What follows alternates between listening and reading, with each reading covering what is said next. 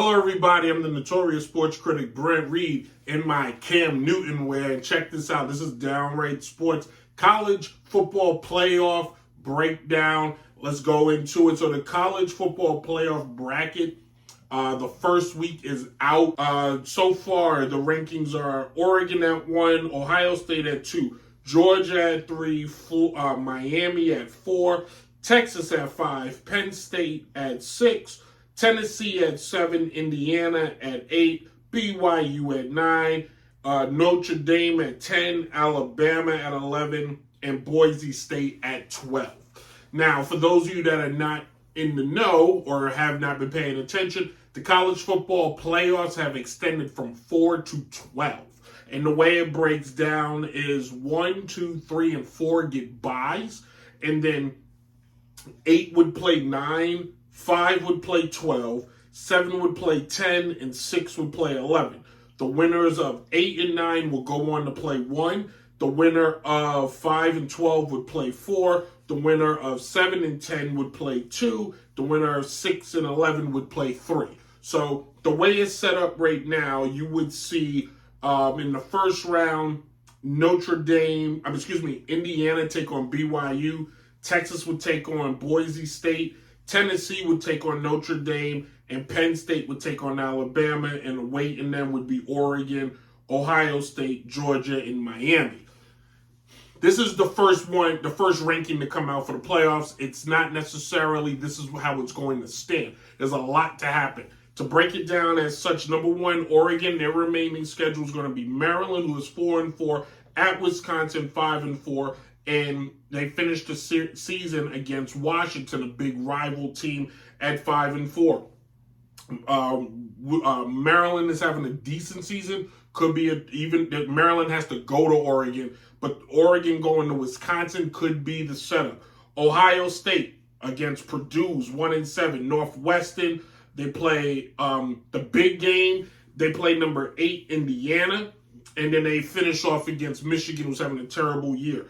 That Ohio State-Indiana series could mean so much for both of those teams because if you're in the bottom, if you're any team that's 6 down, you could easily find yourself out of the college playoffs. Georgia, they face this week number 16 Ole Miss, number 7 Tennessee. They have a 2-game gauntlet they got to get through just to stay in it. They already have a loss against Alabama. Georgia could possibly be the only 2-loss team that we see make it into the playoffs. Miami will take on Georgia at Georgia Tech, Wake Forest, and then they go to Syracuse. Syracuse could be the game that throws a monkey wrench in Miami's undefeated season.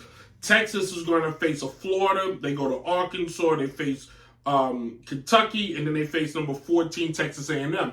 A big game. If Texas makes it through all those teams, and when they get to Texas A&M could either be in the college playoff by then, based on some losses on others, or them beating Texas could get them in. I don't think Texas will find themselves out sitting at that 5 spot, but we can see it shake up there. Penn State. One loss I think takes Penn State out of it. Penn State goes against Washington. They go to Purdue. They go to they're at Minnesota, who is 6-3. Then they're at Notre Dame. Then they're at Maryland. The Minnesota game could be the game that takes Penn State out of the college playoff, and we'll see. They just suffered a big loss against Ohio State. Tennessee is going to go to Mississippi State, who is 2-7. Then they go the big Georgia game we talked about, UTEP, and then Vanderbilt, who Vanderbilt actually beat Alabama. If Tennessee survives Georgia, the excitement and the adrenaline from that game could cause them to overlook Vanderbilt and then suffer a loss at the end of the year, which if they beat Georgia, Tennessee is in my opinion. Indiana, they got Michigan, then the Ohio State game, then they finish against Purdue. Indiana beats Michigan. Even a loss to Ohio State, if it's a close game, we can still see Indiana in it. They may fall in the ranking, but they can still find themselves in it. BYU, Notre Dame, and Boise State. They have a lot at stake. Starting, and not you realize I said not Alabama. BYU schedule is outside of the Arizona State, who is 6-2. The rest of their schedule you would kind of look at as a little soft as Sherman. BYU is going to take on Utah, who's 4-4. Then they're going to take on Kansas, who's 2-6. Florida, Arizona State is 6-2, and Houston is 4-5. If they get past Arizona State, that Houston game could be the game where they don't. You came off so much of a high, you're not sure what the heck just happened. You're a little exhausted. You're a little tired. But they got to get past Utah first. They're going to be in Utah. Utah has been a formidable foe. They have been in the conversation for college playoffs before. This is just a setback year. Notre Dame, the only independent, they have Florida State, UVA, number 25 Army, and then USC.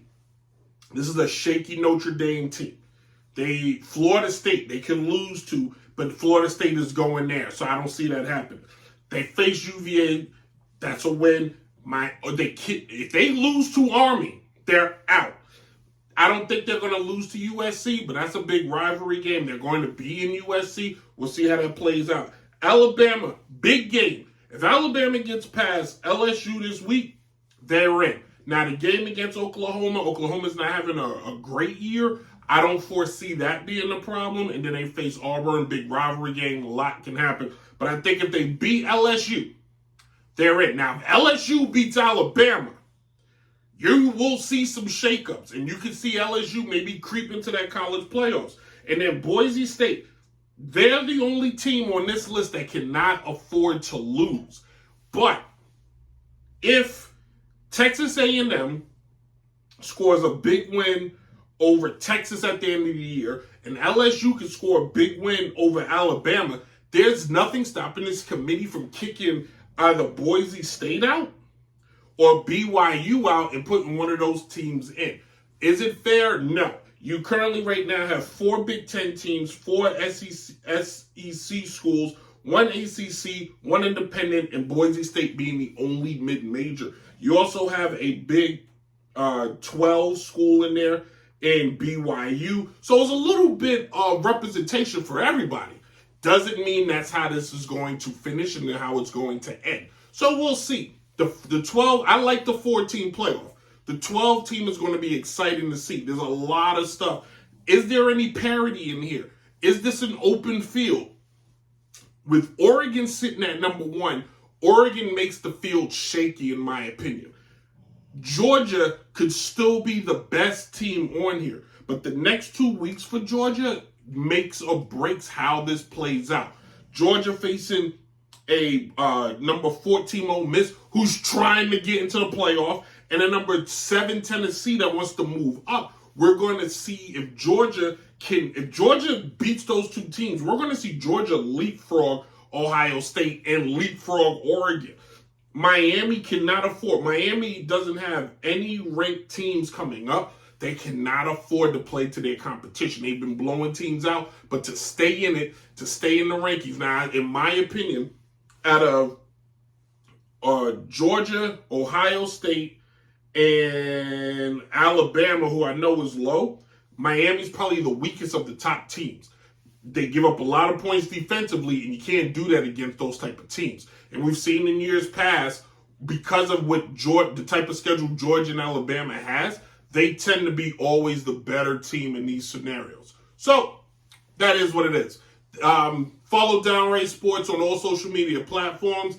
Download the podcast, obviously, at Apple, Spotify. Listen on DJ Chase Radio weekdays from 12 to 1. And we may be back next week to see what the next preview is, or we may skip a week. But tune in. Go to TikTok and check out all the stuff, and go to YouTube. As always, hey guys, be safe, be merry, and deuces.